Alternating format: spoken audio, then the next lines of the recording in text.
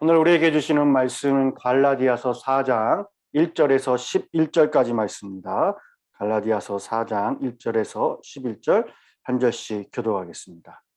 내가 또 말하노니 유업을 이을 자가 모든 것의 주인이나 어렸을 동안에는 종과 다름이 없어서 그 아버지가 정한 때까지 후견인과 청지기 아래에 있나니 이와 같이 우리도 어렸을 때에 이 세상에 초등학문 아래에 있어서 종노릇 하였더니 때가 참에 하나님이 그 아들을 보내사 여자에게 나게 하시고 율법 아래 나게 하신 것은 율법 아래 있는 자들을 속량하시고 우리로 아들의 명분을 얻게 하려 하심이라.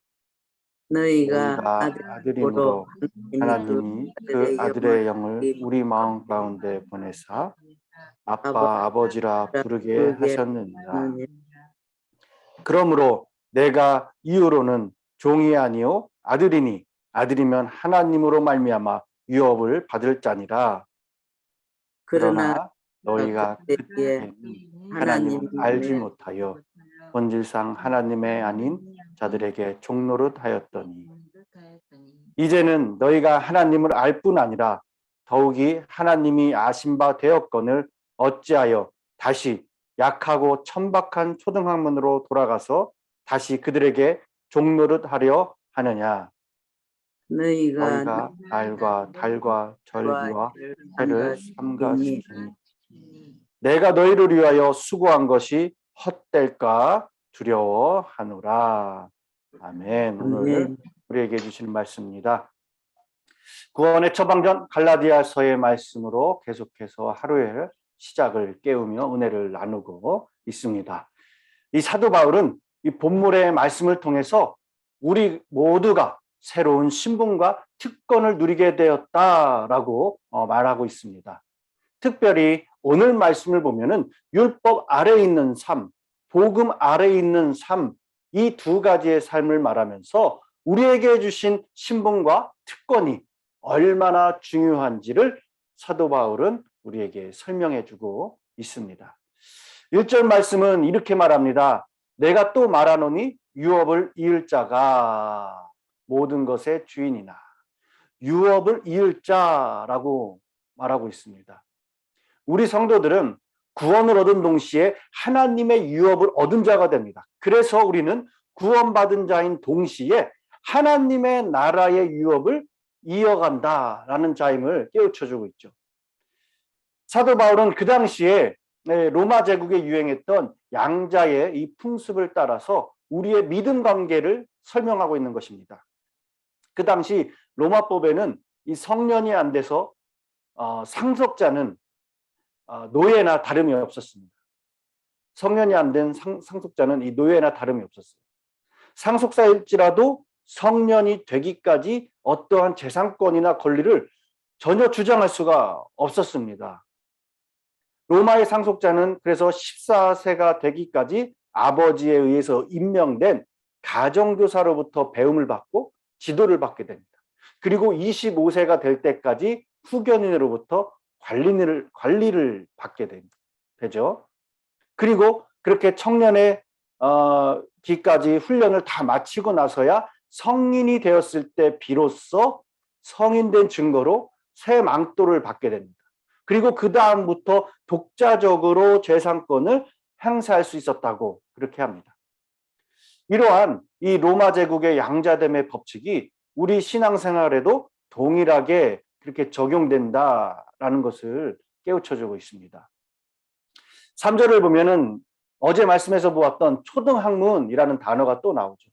이와 같이 우리도 어렸을 때에 이 세상에 초등학문 아래에 있어서 종노릇 하였더니, 여기서 초등학문이라는 것은 하나님 앞에서 인간이 의롭게 되기 위한 모든 종교적 행위를 말하고 있습니다. 우리가 하나님의 양자됨이 됐을 때에 우리가 하나님 앞에 자유함으로 온전함으로 나갈 수 있지만은 초등학문을 가지고 율법을 가지고는 결코 그럴 수 없다라는 것을 이야기하고 있죠. 성인이 되었을 때 비로소 우리의 모든 재산권을 행사할 수 있듯이 초등학문과 율법에서 벗어났을 때, 그때야 비로소 우리는 우리가 믿는 믿음의 복을 온전히 누릴 수 있게 된다라는 것을 깨우쳐주고 있습니다. 초등학문과 율법에서 벗어났을 때, 그때가 언제입니까? 하나님께서 그 아들을 보내셨을 때이다. 4절에 말씀하고 있죠. 4절에 보면은 여자에게 나셨다라고 합니다. 예수님께서 완전한 인간으로 나셨다는 것을 뜻합니다. 그리고 율법 아래에서 나셨다라는 것은 모든 인간이 그렇듯 예수님 또한 율법을 지키도록 태어나신 것이다라는 것을 말하고 있습니다. 그런데 예수님께서 왜 굳이 율법 아래에서 태어나신 것일까? 바로 5절에 율법 아래 속한 자들을 속량하시기 위함이다. 속량하시기 위함이다. 성경에서 속량이라는 단어를 우리가 자주 보게 되고 우리도 또 사용하게 되죠. 속량이란 말의 뜻은 죄의 값을 치르고 노예를 풀어준다라는 의미를 담고 있습니다. 그렇게 노예를 자유인 되게 하는 것이 바로 속량이라는 거예요. 마찬가지로 율법의 노예로 살아가고 있는 죄인들을 구원하기 위해서는 죄인들의 죄값, 즉 그들의 몸값을 지불해야 됩니다. 노예를 사고 팔 때는 이 돈을 주고 거래를 했죠. 그렇다면 하나님께서는 우리를 율법의 요구와 죄의 저주로부터 속량하기 위해서 어떤 방법으로 값을 지불하셨을까?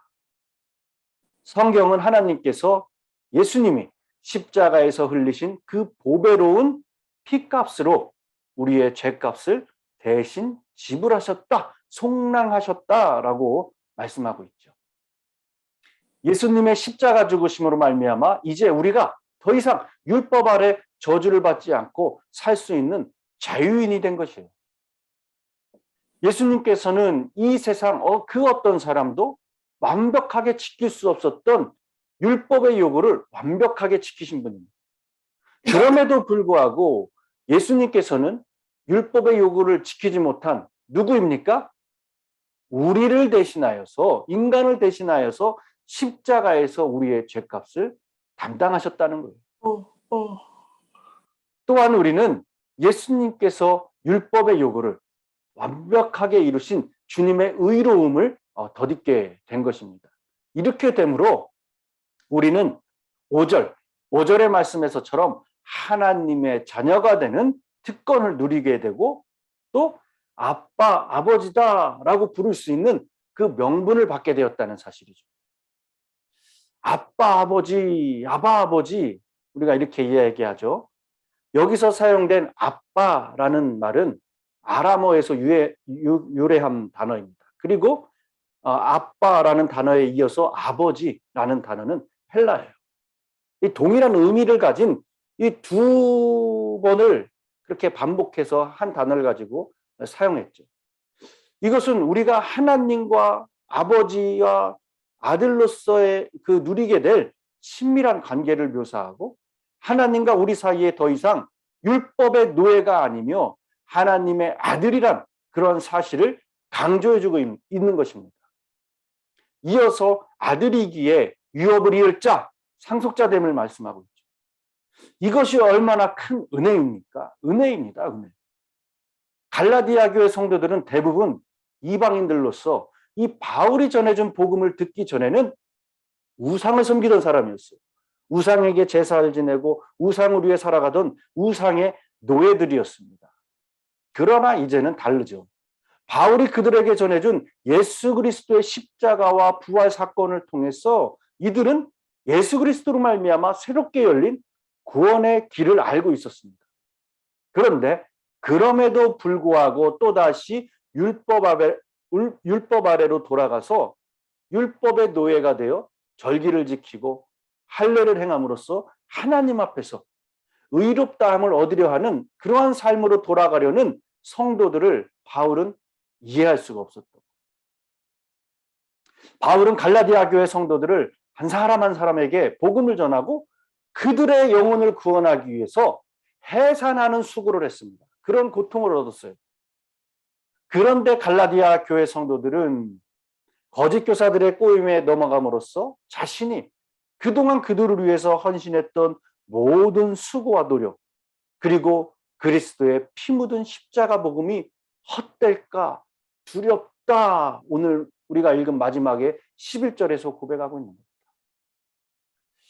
바울은 갈라디아 교회 성도들을 향해서 율법의 종으로 살아가지 말고 예수 그리스도께서 은혜로 베풀어 주신 복음으로써 하나님의 아들이 되어서 살아가라라고 권면하고 있습니다.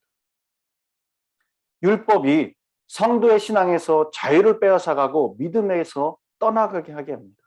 이것이 바울이 갈라디아 교회에 편지를 쓰게 된 이유였습니다. 여러분, 인간의 본성은 무언가 지키고 무언가 행해야만 완전한 그런 구원에 이를 수 있다라고 생각을 합니다. 그렇기 때문에 갈라디아 성도들은 거짓 교사들의 가르침에 넘어간 거예요. 하지만 결국 그들의 가르침을 지켰더니 결과는 어떻습니까? 온전한 구원이 이루어지는 것이 아니라 그들에게서 신앙의 자유를 빼앗기고 믿음에서 떠나게 되었다는 거예요. 오늘날도 율법을 크리스천의 어떠한 생활윤리로 생각하고 그렇게 지키게 될 때에 이러한 같은 문제가 똑같이 발생하게 됩니다. 우리의 신앙생활 속에 죄의식과 죄책감, 불안과 공포가 찾아오는 것은 율법에 매여 있기 때문에 그렇습니다.